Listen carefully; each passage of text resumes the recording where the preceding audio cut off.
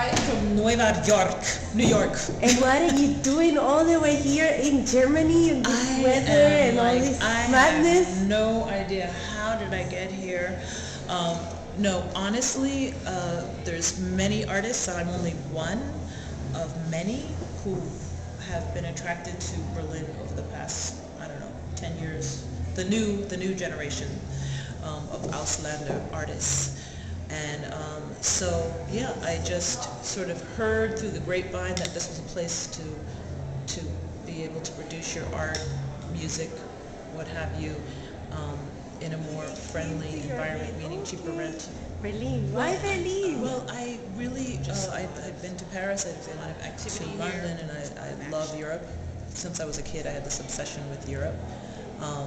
I was very interested in the Weimar era, the 20s and 30s, Weimar era, and that music, Kurt Weill, the music of Kurt Weill.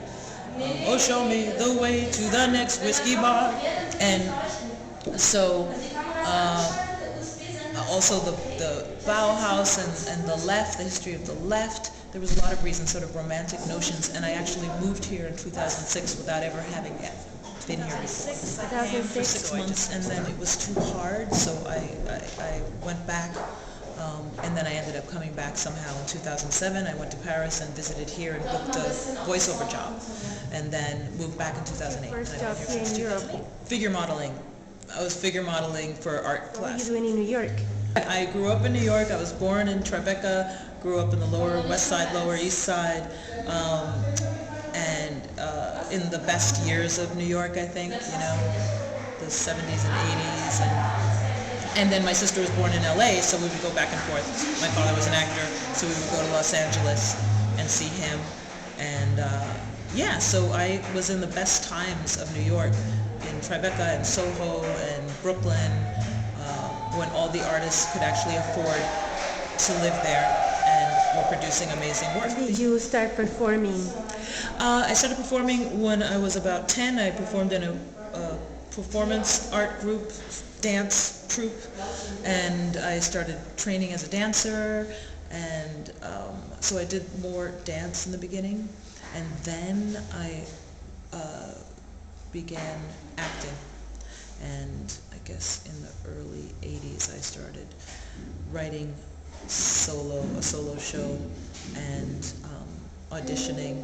My father was an actor. I always had a conflicted relationship with acting and auditioning and casting and all that. So that's why I wrote a solo show. Also, I digress. At the same time I was going to dance school for 8 years. From 18 to 26, I was also a political activist, a left-winger. So I wrote the solo show about that process. And what can you tell me about that show?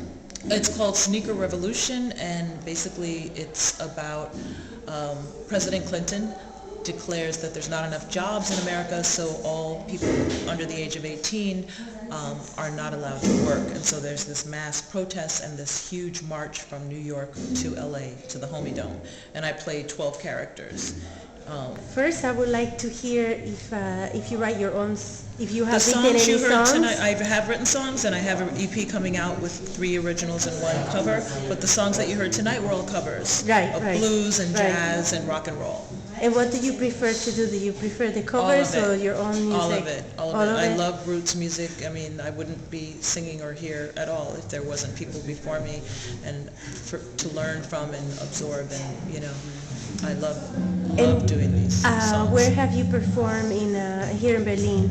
I performed here at Akud and at Bassi Cowboy Club, which is where I'm going to do the EP release. Wild at Heart. Right. Circus Hotel, Babish Bar, and also Das Hotel is another favorite. It's a little tiny bar in Kreuzberg, and Elias has played there as well, and it's this tiny stage, and I play with a big giant bass player. Well, he's not big, but the bass is big. And some different private events and events. How do the Berliners respond to your show?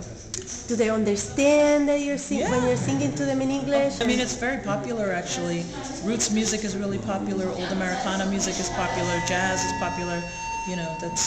It's definitely well received. And What kind of feedback have you received from the people here in Berlin? Are they You supporting suck. the music? Really? Ooh. Tomatoes, eggs, you name it, they're all being on stage with you. No, you're really You good. You're again? amazing. To me, you sounded like a little bit of Billie Holiday. Okay. If she was injected with Elvis Presley. Like a Elvis Presley woman there. That's what it feels like. It feels like I'm actually channeling different people. It doesn't really feel like it's me once I get on the stage. It's interesting. Really A lot strong, of performers have really talked strong. about that, about channeling. And really other funny forces. too, you're a bit of a comedian. When Yeah. you interact with the audience, you tease them. Yeah. And you're very natural. I like the way you, when you come in on stage and you're all yourself. People can see it's all you. There's Tell no. me about your record. There's not. It's called Saudia Young. Okay. Originally, I did a pledge music campaign to raise the money for it, and I wanted to do 12 songs, final, blah blah. And then I realized I couldn't raise that much money, so it became a 4-song EP called Saudia Young, and it has 3 original songs and 1 cover, and it's with 4 of us: drummer, contrabass, and guitar. So tonight you saw electric guitar and drums, more of a rock and roll, bluesy formation. So I have different formations that I play with. And who's representing you here? Do you Well, have a manager? Pebble Music, Melissa Kahn, Yvette Fowler. I released the album on their label, and Taifu, which is under the wing of 17 Hippies. And then I'm seeking management and agents. Speak low when you speak love. Our summer day withers away